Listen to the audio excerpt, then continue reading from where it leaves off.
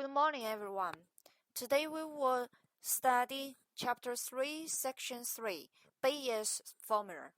And before that, in this chapter, we have already discussed the introduction of the conditional probability,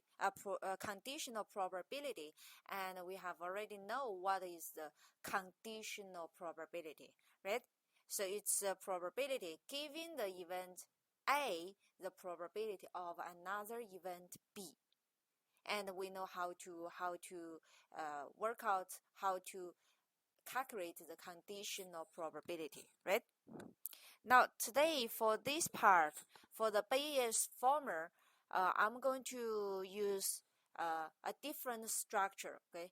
A different structure from our textbook, and it will be very interested for the Bayes formula, but a little challenge to understand the theoretic part. Okay.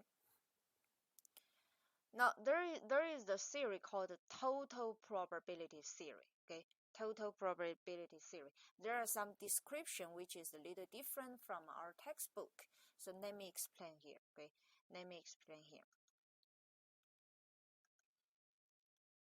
Before we start the Bayes formula, we should know this total probability theory. So let A1, A2 until AM be disjoint event.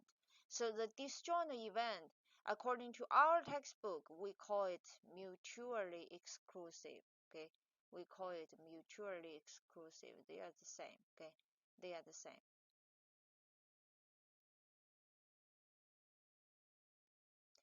Let all those events mutually exclusive, which means AI not equal to AJ, those events for I not equal to J. Any two events, they are not the same, right? Sorry, it's not they are not the same. It's the intersection is null event. Okay, the intersection is null event. So AI, AJ.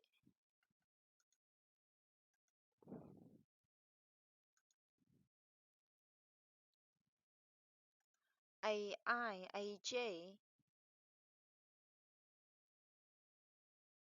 are null event for I not equal J, right? For I not equal J.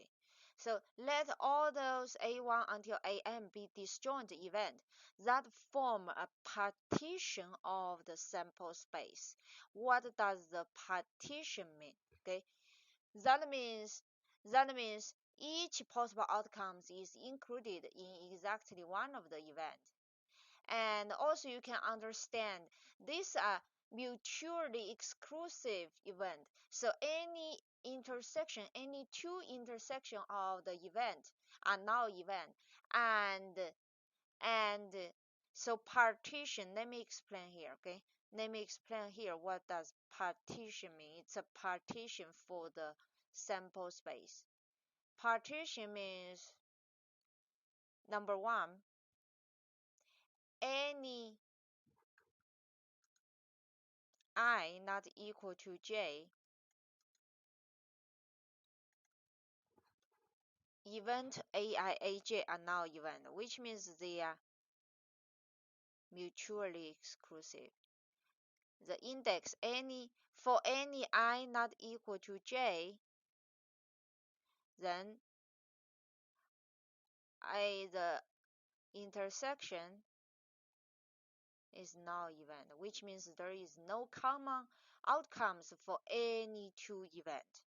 And number two, partition means the union of those n events gives the sample space. The union of all those, okay? The union of all those events gives the sample space. And this makes sense. Each possible outcomes is included in exactly one of the events. For any possible outcomes, it's only contained in one event. It cannot be contained in any two events because the any two event intersection are null event, right? A null event, which means there is no common outcomes. So that is makes sense. And the partition means the union of all those events will give the sample space. That means a partition. Okay, partition. Each possible outcomes is included in exactly one of the events. That is how we understand. And assume the probability of any event is positive. Which means it should be between 0 and 1, right? So any event A1 until AN, they are not null event because the probability is positive. Then for any other event, any event B, which means other event, okay? Any other event B. What does this event B mean? This is any subset of the sample space. Then we have the formula, okay? We have the formula. Probability of event B equals the probability of event B intersect with each event A1 until AN. So that will be A1 intersect B, A2 intersect B, plus AN intersect B, all those intersections probability. And again, how can we rewrite the intersection according to the conditional probability? So for any AI intersect B, right? AIB, so there is a conditional probability. We can write in this way. Given the event AI, given the what is B? B is any other event. B is any other event. Okay, that's why we use a different letter. Event B is any subset of the sample space. Any event of the B, okay? Any event of the B, any event B, then we can evaluate the probability of event B in this way, okay? So let's rewrite the conditional probability. How can we read this conditional probability? Given the event AI, the probability of event B. So that will be the probability intersection of those two, and it's commutative, right? You can either write AIB or BAI, they are the same. And over the probability of AI, right? Event AI. So you can rewrite the intersection of event AI and event B, so that will be probability of AI times the conditional probability, and we know that this I is the index starting from 1 to n, right? Those I starting from 1 until n, right? So we rewrite the probability AIB. So for each intersection, you can write as P probability event AI times conditional probability giving the event AI the probability of B, the probability of event B. So PA1 times PB giving A1 until PAN times PB giving AN, right? So that is the formula, and this is called the probability, okay? Total probability theory. That means for any event, which is a subset of the sample space, then you can evaluate its probability in this way. But first look, probability B, event B is pretty simple here. Those expression on the right side, the intersection probability or involves of the conditional probability, that looks more complicated, right? But sometimes, and in most cases in the daily life or in the real life situations, conditional probability are easy to obtain, okay, are easy to observe than the probability of B. And sometimes the probability of event B will be some event we are interested, but we cannot evaluate the probability directly.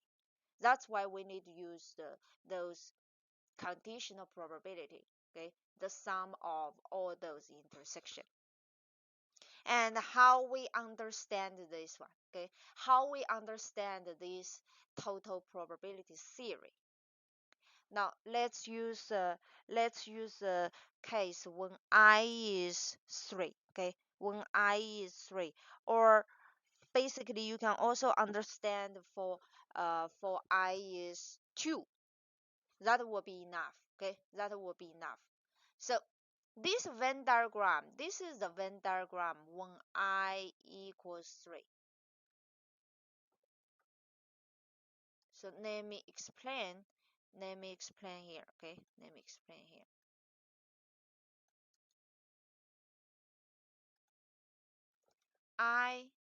This is the case when, when n equals 3. When n equals 3. So here, A1, A2, A3 are called a partition, okay? A1, A2, A3 are called a partition. Let me just draw a different one, okay? Let me just draw a different. So let me repeat the probability of B first. So probability of B can be write as probability B intersect A1 until probability B intersect AN, right? AN. And you can write it as a conditional, for the express using the conditional probability, so it will be A1 times probability B given A1, and then plus probability AN times probability B given the event AN. Now let's discuss when n equals 3, okay? When n equals 3. When n equals 3, the formula is pretty easy, okay? The formula is pretty easy. So let me write, let's discuss first, okay? Let's discuss first. So when n equals 3, that means we have the partition, okay? We have the partition A1, A2, A3. We have the partition for the sample space. Partition for the sample space S A1, A2, A3. So that means any two intersection of any two events, they are mutually exclusive, or we call they are disjoint, right? Disjoint. So AI, AJ, AI and AJ are now event any for I not equal to J, right? And we know I and J are starting from 1, 2, 3, right? 1, 2, 3. And I let I and J starting from 1, 2, 3, right? Then 1, 2, 3. And partition also means the union of those three events.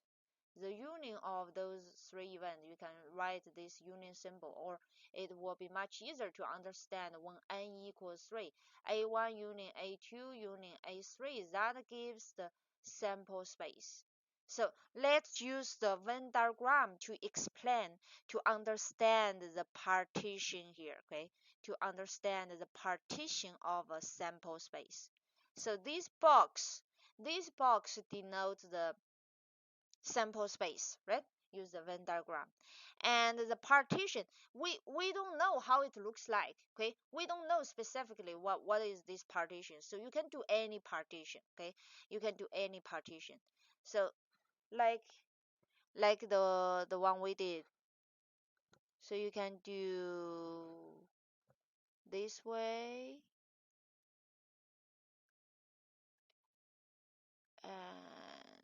this way. Okay, so I can call, let me mark different color. Okay, let me mark in different color. So let's call the A1 is in red. Okay, A1 is red. So that is this part. Okay, that is this part. And let me call A2.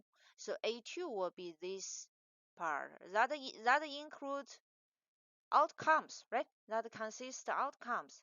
And then let me just call A3 in which color? Green.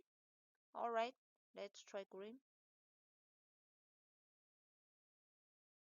So it will be much easier to understand the A1, A2, A3, they are partitions for the sample space, because this part is A1, event A1, which means in this part we including some outcomes, right? There are some outcomes, and the probability of event A1 are not the zero, okay? A1 is not the null event, and A2 will be the middle part, okay? Event A2 will contain all the outcomes in this region, okay? And A3 will be all the outcomes here. And then what is my event B? Like one student asked previously, what is my event B? So my event B can be any event, which is the sample subset of the sample space. No, that is my event B, okay? That is my event B. So here, how can we understand the probability of event B? The probability of event B can be expressed in this way. So first, actually, according to here, okay, according to here, we can express the event B in this way, okay? Let me show you, okay? So what is my event B? Event B will be the purple circle, right? Will be the purple circle. So I can denote my event B in this way. I can cut my event B into three parts. What are those three parts? So this part is intersect with event A1. I shaded in red color. And this part is intersect with event A2. I shaded in yellow color. Right? I shaded in the yellow color. And then this part, sorry, green. This part is intersect with the event A3, okay? So I can express my event B,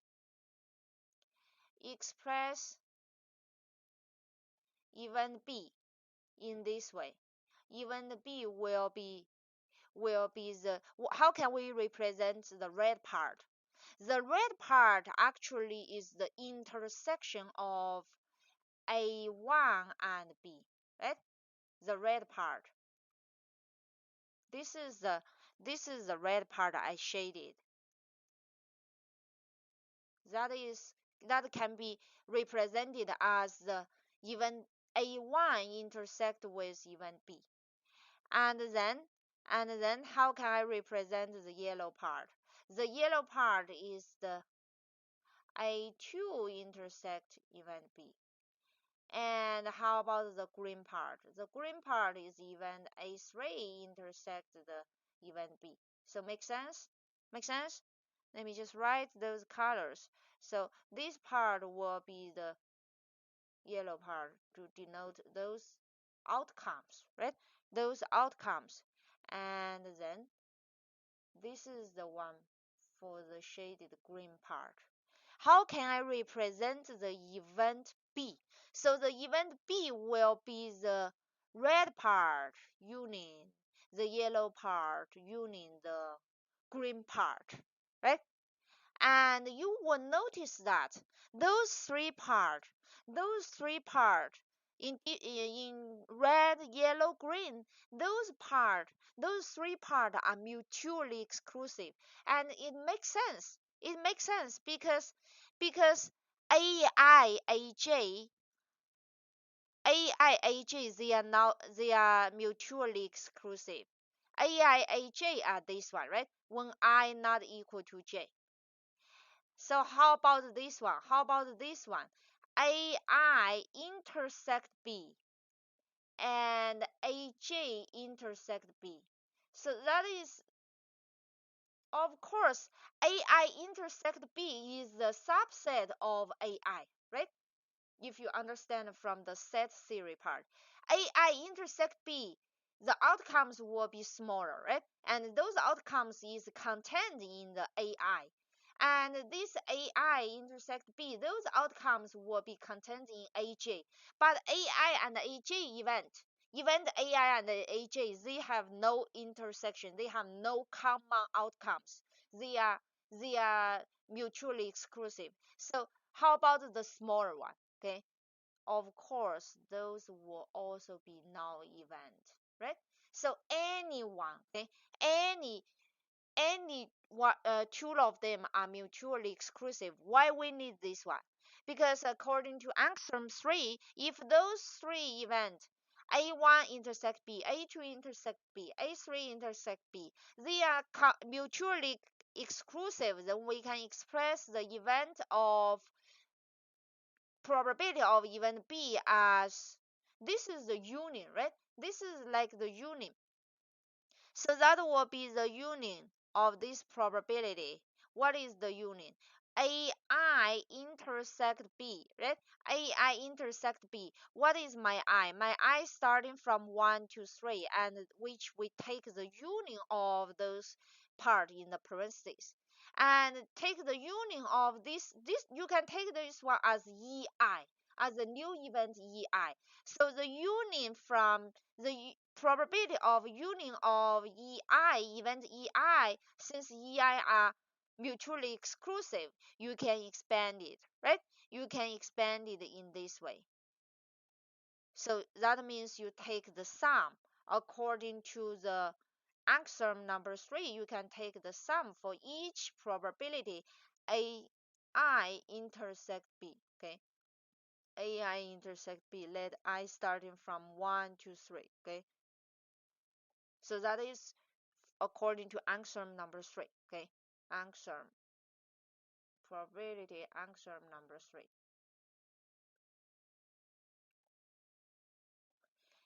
And then you take the sum of all those. So that means A1 intersect B plus probability A2 and B and plus probability A3 and B. Now let's come back, okay? Let's come back here. So when n is 3, right? When n is 3, you get the probability of event B will be B intersect A1 plus B intersect probability of B intersect A2 plus probability B intersect A3. Then how can we express in this way? That means the conditional probability, right? We just rewrite the conditional probability in this way. And here the event B are any event, okay? Any event from the sample space. And I think some students might ask, okay? Might ask, for example, the event B, okay? For example, if you have the partition here, event B might looking like this one, right? Event B. You might have event B like this one. So you only have the intersection with event A1 and A2, maybe no intersection with A3. It doesn't matter. Then this term becomes, then the probability of B intersect A3 gives 0. But A3 is still a partition, right? Event A3 is not null event. Just A3 intersect B is the null event. Null event is easy. The probability gives 0. It doesn't matter.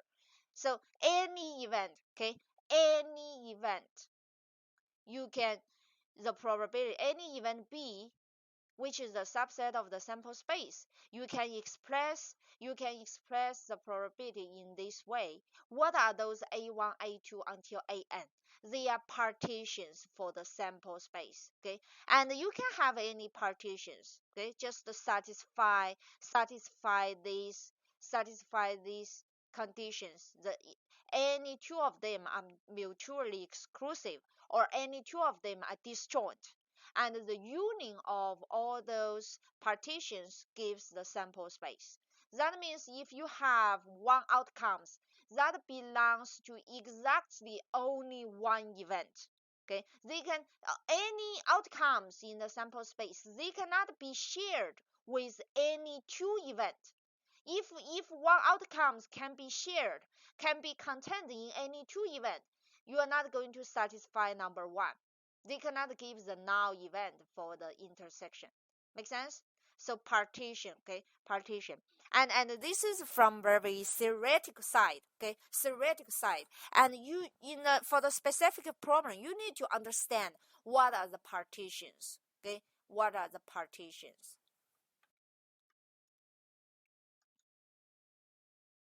Now let me exit this one, okay, let me exit this one. So here we understand the probability of B can be expressed in the intersection, okay, the sum of the probability, the sum of each probability event B intersect with each partitions, right, intersect with each partitions. If you understand this one, if you understand the first one, then it will be much easier to write it as a conditional. Okay, conditional one. How can we understand involves the conditional probability? So that here you should notice that the partitions becomes the given event, right? Giving A1 the probability of the conditional probability of event B, right? Then times the probability of event A1 until event AN. Okay, so that is the rewrite. Okay, that is rewrite the intersection using the conditional probability. And later we will understand how we interpret those conditional probability. Okay, so here, okay, here let's check it carefully. So the event A1 until AN form a partition of the sample space. And what does those partition mean? I already explained, right? Any two events of them are mutually exclusive, or they are disjoint and mutually exclusive. They are the same thing. And so the event B, any given event B, any event B can be decomposed into the disjoint union of its intersection, AI union B, with the set AI. That is the expression I did when n is given 3, right? When n is given 3. And you might have one of them is empty, but is the null event, but it doesn't matter. Okay, it doesn't matter. It should be the disjoint union. Okay, it should be the disjoint union intersect with all the partitions, with all the set A1 until AN. Then in this way, because they are all disjoint union or mutually exclusive, right? AI union AJ, and so this one implies AI intersect B, this event, you can call it a new event. Okay, AJ intersect B, they are null event for any I not equal to J. So according to axiom number 3,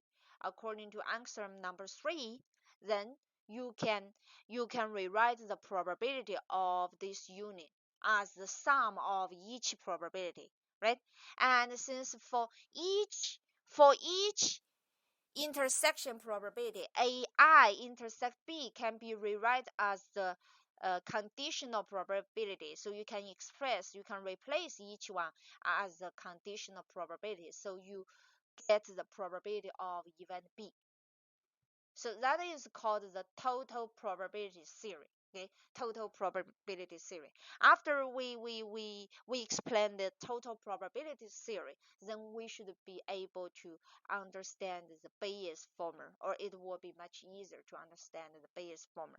Now let's check some examples. Okay, let's check some examples. Example 1. You enter a chess tournament where your probability of winning a game is 0.3 against half the players. We call it type 1. Okay, 0.4 against a quarter of the players. Call them type 2. And 0.5 against the remaining quarter of the players. Call them type 3. You play a game against a randomly chosen opponent. Take a few minutes break. All right, it's almost time. Okay.